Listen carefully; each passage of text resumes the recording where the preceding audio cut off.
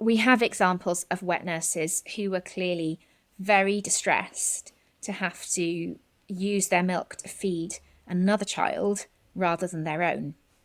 And wet nurses officially should not be continuing to feed their own biological children. I think many of them must have been continuing to feed their own children alongside the children who they were paid or contracted or obliged to feed. But there are cases where there is a significant amount of distress.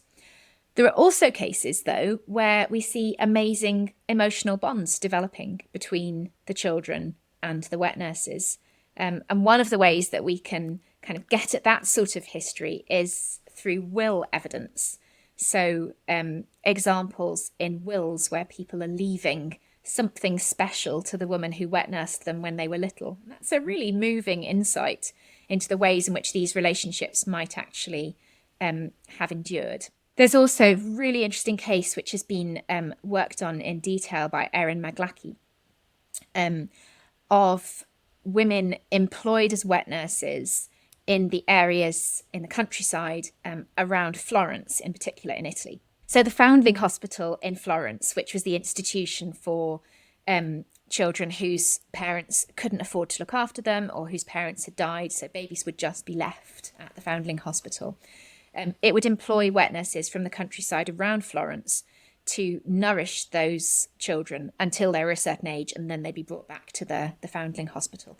It's actually a rather amazing institution, in many ways horrible and inhumane, but in other ways actually extremely altruistic and suggesting something about Florentine society and its sense of responsibility for these babies, which is very striking.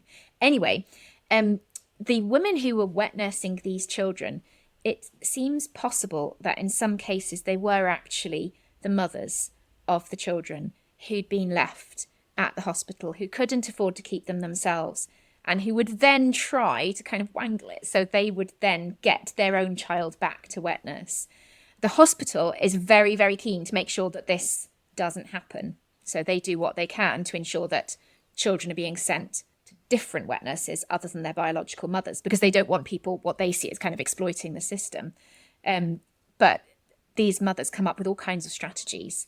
And it's really rather amazing. So there's an example of wet nursing where women are kind of strategizing in these awful circumstances where, you know, they're all really struggling to survive by kind of swapping the babies around who they've been given to wet nurse in the hope that they might end up with their own baby.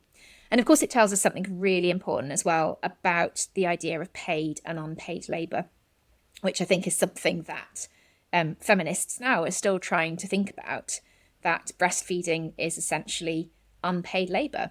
And not least that produces really great kind of economic inequities in terms of who can afford to breastfeed their children for extended periods and who can't.